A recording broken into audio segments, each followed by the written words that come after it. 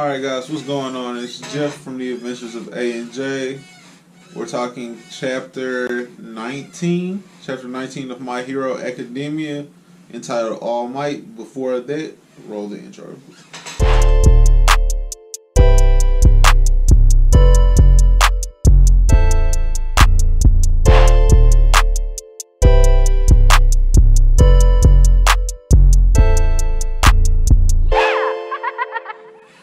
Alright guys, let's get straight into it, man. This was super action-packed of a chapter. We got to see All Might go all out against the Nomu. We find more out about the Nomu, that it is an complete artificial being with multiple quirks designed specifically to fight All Might. I'm really curious about where these come from, because it doesn't seem that, what's his name? Shigaraki, I think his name is Shigaraki. Maybe that's the Miss guy, Tomura. It doesn't seem like he's creating them so much as he's controlling this one. But it's smart enough to know that where All Might was hurt at, it got it right in its weak spot in the last chapter, and we see that continue on in this chapter as Todoroki shows up to assist All Might using his ice quirk. We see Bakugo also assist, and speaking of Bakugo, we see him use deductive reasoning to understand, okay, he has a tangible body because I shot an explosion at him, and he said it was a close call, so even though he didn't hit him, he realized that in a way it could have hit him, and he put the pieces together to figure out that the warp gate guy has a tangible part of him that can be damaged directly through physical contact. And so he ends up catching him.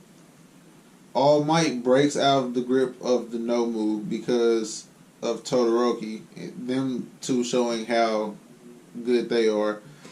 Deku had already had his moment at USJ so far, rising up with the smash to defend Mineta and Sue. I'm really interested to see where this goes. Also, Bakugo has a unique wording in this chapter where when he's threatening the warp gate guy, he comes down and is like, if you move, I'm going to blow you to pieces, or whatever, however he words it, very extreme, very aggressive. And Kirishima says like, hey bro, that's not very hero-like, which keeps sprinkling in like the hints of Bakugo maybe being a villain down the line, just because a lot of his actions are very, not even anti-hero, they're completely villainous, truthfully. Like, he's extremely aggressive.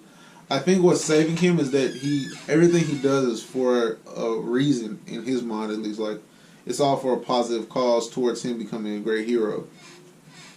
There's this beautiful panel in the middle of this where you see Kirishima, Izuku, Bakugo, and Todoroki all looking at All Might fighting the Nomu, and they realize like the gap. They see the gap clearly, where like not only is this what a pro hero's like, this is the top of the top, the number one hero, what he's like in danger, where he tells them like, thank you for your assistance, but I don't need it. I understand it's time for me to get serious. I don't have a lot of time left to make this fight count, so let me use my time correctly. Now, I want to continue on to the fight. I'm gonna bounce around a little bit in this chapter, guys. I really enjoyed this. This is probably gonna be I'm gonna wait till the end to tell you guys, because either way, All Might realizes that the Nomu is built to take him out at its best. Like, it's built to take out 100% of All Might. And in a cliche kind of way, he says, okay, well, I have to push past my max to beat you. Alright, cool. I'll go plus ultra and beat you. But maybe it's hyperbole or just poor wording or another hero cliche being used by Horikoshi here. But All Might says that took 300 punches for me to defeat him. I can tell I'm slowing down. It should have only taken 5. So that means that right now and this could be a poor interpretation on my part, but that means right now 60 All Might punches, 100% All Might punches right now are five. That's one punch that he used to throw. The strength of 60 100% punches now, pre-injury, that's one punch. We've got to see. We've got to get some panel time of All Might pre-injury, because now although I love this chapter, I absolutely love this chapter, and I guess just reading it the 2 times I've read it and having to calm myself down, like now I'm getting back into those feelings where we got to see All Might at his premium. We got to see All Might in a dire situation against a villain that no one else can handle except All Might. We got to see him rise up to that. But now I feel almost shorted. Like, it's like you see Kobe's last game, and this might not even be the best reference, but Kobe's last game where he goes out in pure Kobe fashion and is scoring, and you're like, man, that's Kobe Bryant. But like, we all know, like, that's Kobe, and that's very Kobe-esque way to go out. But Mama Kobe with the fro Kobe, even Kobe when he first changed to 24, like, that's not the Kobe you saw in his last game.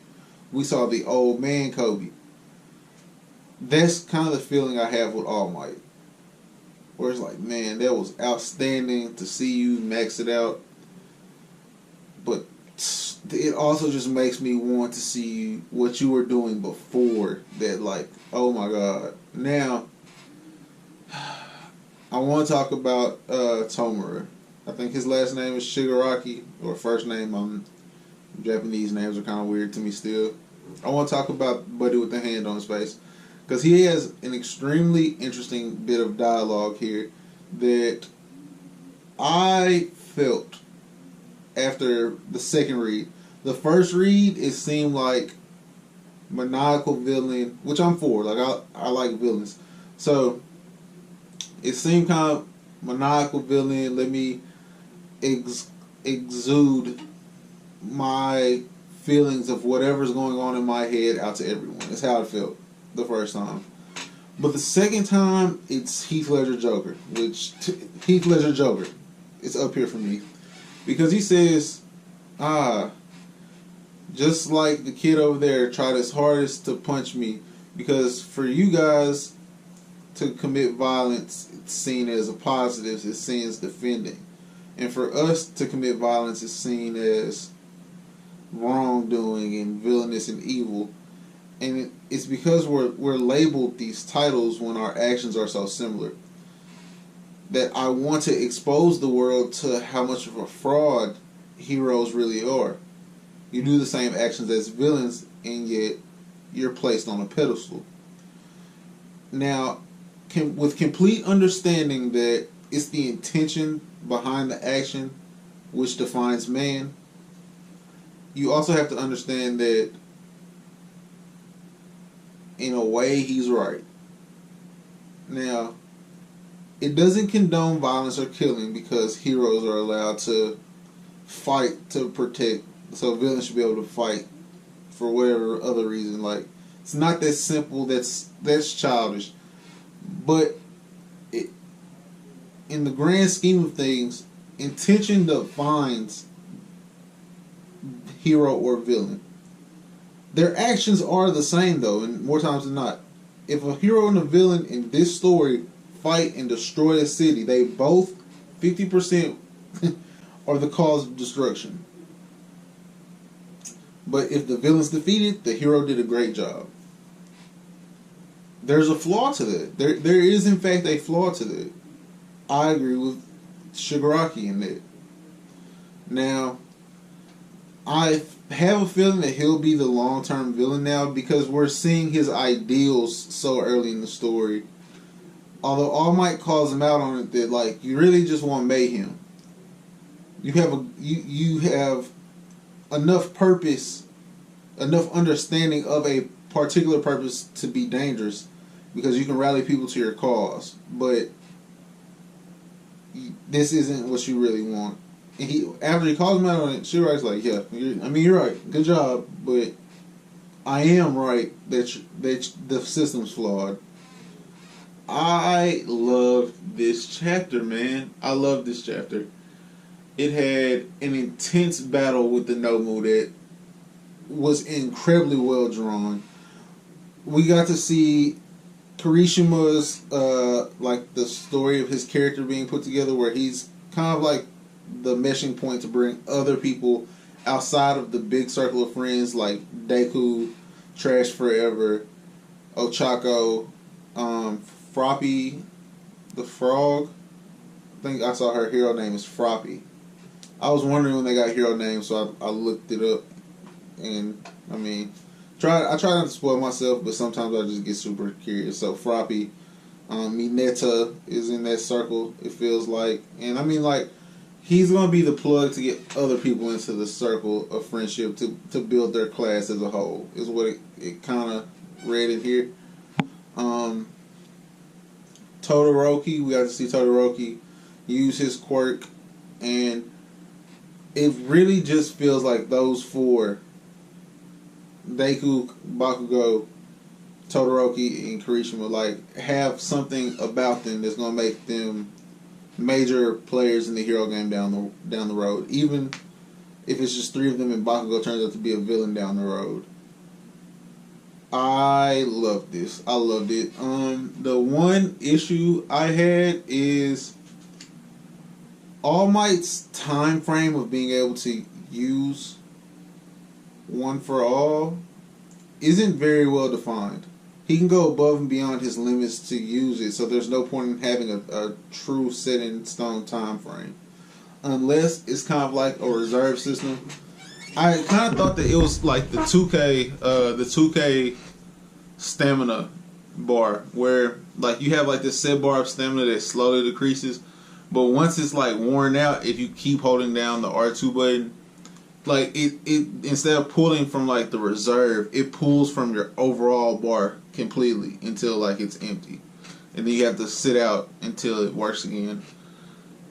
If it's kind of like that, let me know in the comment section.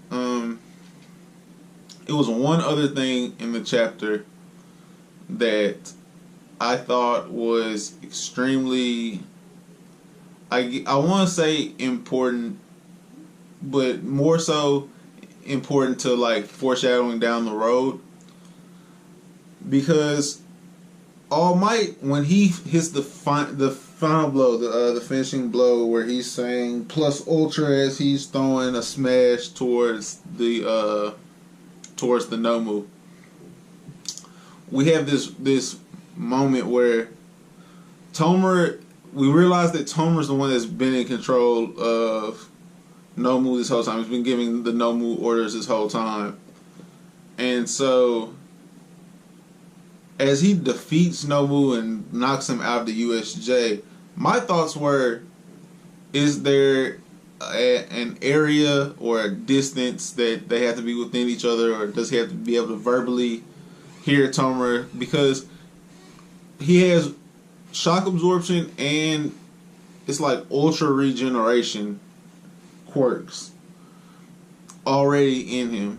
So if he can just go wreak havoc without Tomer having to be there, then basically they can send these attacks at All Might at any time without the real villains being able to come, like, be in danger. Now, I don't think that's how this story is going to play out, just because it's kind of cliche to be able to send self-taught missiles, basically. Like, missiles that blow up whenever you want them to at any time in the story. All Might can be teaching the afternoon class and 3 Nomus pop up.